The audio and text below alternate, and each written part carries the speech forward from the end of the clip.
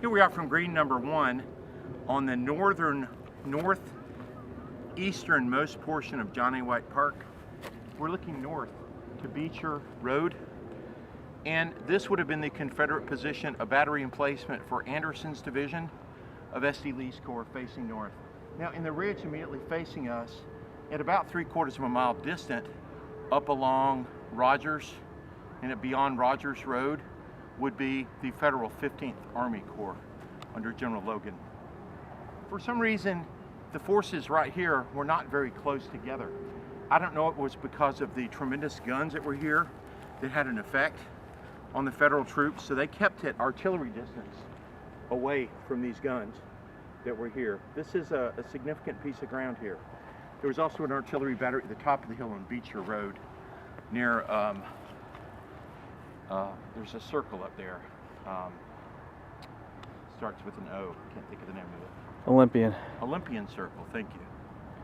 So where had Palmer come from? Was he at North Utoy Creek? Palmer's Corps was on the other side. Now, a tributary of North Utoy Creek comes here, but this is the 15th Corps, Logan in front of us right here. Palmer's Corps, the 14th Corps, is farther to the west. Okay, and what was Logan doing at North Utoy? Was he at North Utoy too? Logan is in a supporting role to Schofield in his operation at Utoy Creek. Now, the operation was to cut the railroads. Logan was first offered the mission and he declined it politely. It was given to Schofield, but Logan was placed in a supporting role. In fact, when Schofield came down, it was Logan's responsibility to take him along this part of the line so he could see what the formidable defenses were that the 15th Corps was facing. They felt that farther on down the line, the Confederates did not have enough troops to hold the line. In fact, Sherman's actual quote said, somewhere between Atlanta and East Point, the mathematics will add up. There's a mathematical point where there will not be enough troops to protect the line. And that's what Sherman was hoping to find. And he sent first. And what did Cox play? What role did he play in all of this? Cox is one of the division commanders under Schofield, as well as Haskell. Schofield has 2 divisions. General Palmer, in command of the largest corps in the Army, the 14th Army Corps, has 3 very large divisions. And they were pivotal in holding the part of the line directly down from the 15th Corps here. But right now we're looking at the 15th Corps line. But didn't Palmer resign for dispute with Schofield? Palmer did resign because he was senior to Schofield by date of rank, but Sherman felt because he was a West Pointer and because he hadn't been made a departmental commander that he was superior to Palmer. And he asked Palmer, he actually went, this is an indication about Palmer. Palmer's headquarters was at the front, at the Herring House, over North Utoy Creek, while Schofield is way up on Martin Luther King, on the side of the McDonald's, where the Wilson House was up there. And he was comfortably located in the Wilson House having coffee and tea, reading his dispatches, while Palmer is at the front with the 14th Corps. So Palmer, he resigned before he got this far though, didn't he? When did he resign? Palmer resigned on the 6th of August. Okay. He told Sherman he intended to resign because he was not happy about being placed under Schofield. That really didn't happen for several days. Why did that really happen? Because Palmer is under Schofield and Schofield has these units hopscotching back and forth. He's mixing up the units of the 14th Corps and the 23rd Corps together, and they traditionally don't work together. The 14th Corps has a sector, and you give that to the Corps commander and let those divisions who normally work together. That's not what Schofield's plan was. Schofield was trying to mix his divisions in with them, and they had no history of working together like that. So who took Palmer's place? The senior division commander was Jefferson C. Davis. Now, not to be confused with Jefferson Davis, the Confederate president, but Jefferson C. Davis was a loyal Federal officer. He was not present during Utoy.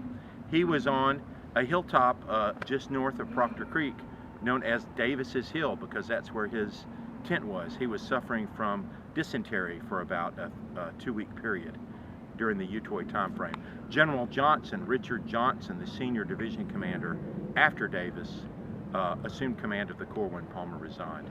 So Palmer left after the Battle of Utoy Creek then, basically? During the Battle of Utoy Creek. It's the only time really in the history of the United States that I've studied as a military historian, where a general resigns in the middle of an operation. It's never happened before. It's just an indicator of how poorly things were going from the top. And Palmer is used to being in command of his corps. And Schofield is micromanaging his corps as well as the 23rd Corps. And it's not going well. Really, Schofield cut Palmer out. And that's why I think Palmer decided to resign. So by the time they got to the Willis house, the fighting over there, was Palmer gone by then? Yes. General Johnson was in command of the 14th Corps at that time. And about the time they were at the Willis house, Jefferson C. Davis resumes command of the 14th Army Corps. Now, where was their headquarters? It was on the property of the Willis house, in a tent behind the Willis house.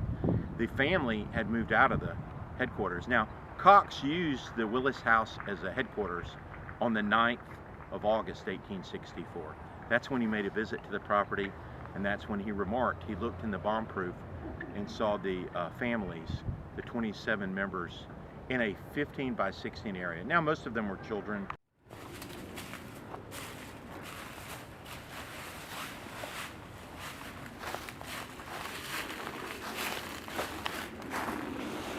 Look at these things, they're immense.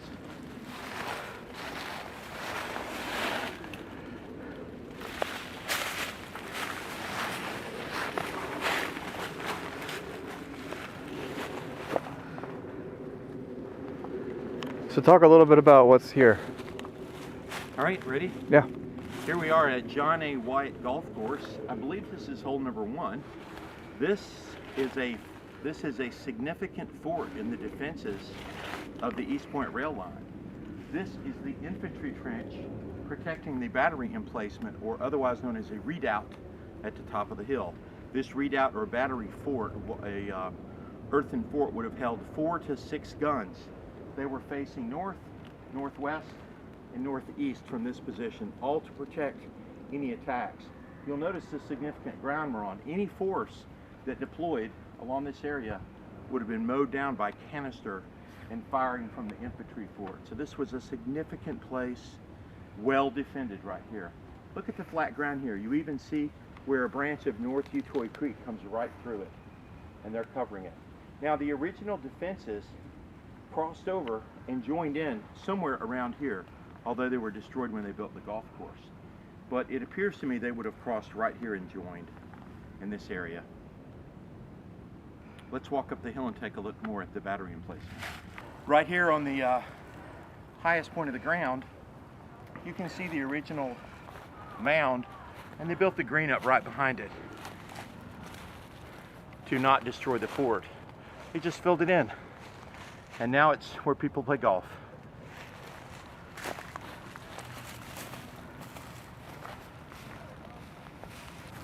This is Anderson's division of S.T. Lee's Corps.